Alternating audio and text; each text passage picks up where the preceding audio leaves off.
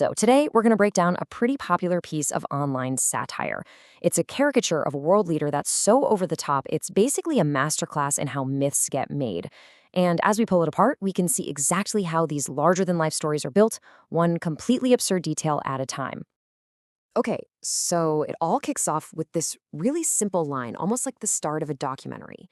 And that tone, it's totally deadpan, super serious, which, is the perfect setup for the absolute craziness that's about to unfold. It just kind of draws you in, making you think you're getting a serious profile before flipping the script completely. And right away, we hit the first pillar of this whole caricature, this idea of impossible discipline. The day starts at 5 a.m., not 5:01, not 5:30. That kind of precision, it immediately sets this tone of like extreme, almost superhuman self-control. And this little detail, this is where the comedy really starts to kick in. I mean, it's so relatable, right? Who hasn't wanted to hit that snooze button? But right there, it just separates this character from, well, all of us. He doesn't just wake up early. He basically conquers the morning itself. And then, bam, we get the punchline that really locks in the whole vibe. This idea of personal discipline gets cranked up to the level of national security. I mean, it's just pure hyperbole. And that's the moment where the satire basically waves a flag and says, here I am.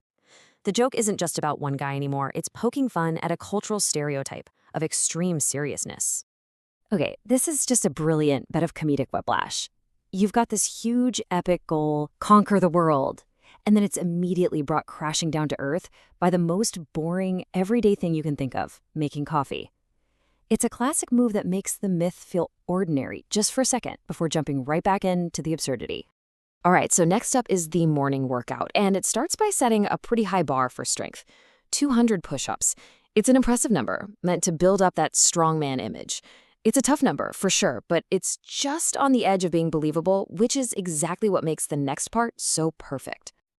And this is where things just go completely off the rails into the absurd.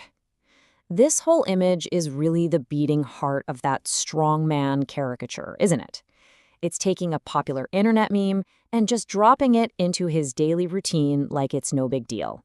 And the deadpan way it's presented is what makes it work so well. This line? It just nails the core idea perfectly. The satire isn't just saying he's strong, it's saying his strength is so intense that it actually changes the world around him.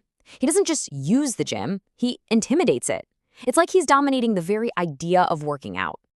And that Spartan vibe keeps going right into breakfast. It's simple, it's functional fuel. But then, tucked right in there with the bread and the protein shake is the enemy's list. And that little detail, it's brilliant. It turns breakfast into this high-stakes strategy meeting. For this guy, even eating is part of some bigger, constant battle. So then we get this made-up phone call, and it just sets up this massive cultural clash. You've got the casual, friendly game of golf versus the cold, calculating game of chess. And that final line, "and I always win," just hammers home this whole caricature of the perfect, unbeatable master strategist.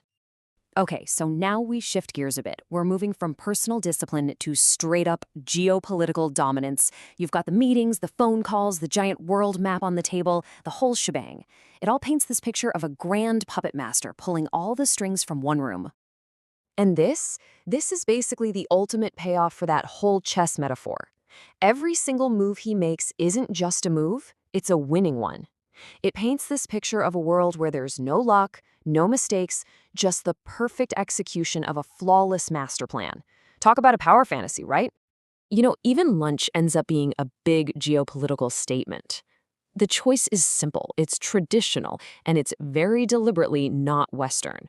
It becomes the symbol of cultural identity, right?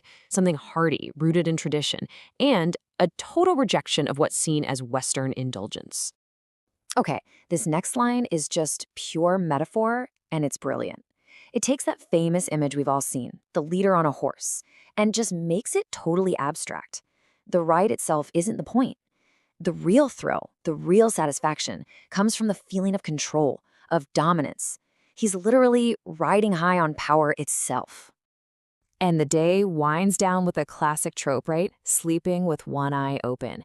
It just gives you this sense of constant watchfulness. The idea that a leader this powerful can never, ever really relax. It's actually a kind of lonely, almost paranoid picture of what it's like to hold that kind of power. And so the whole satirical piece ends with this one simple choice.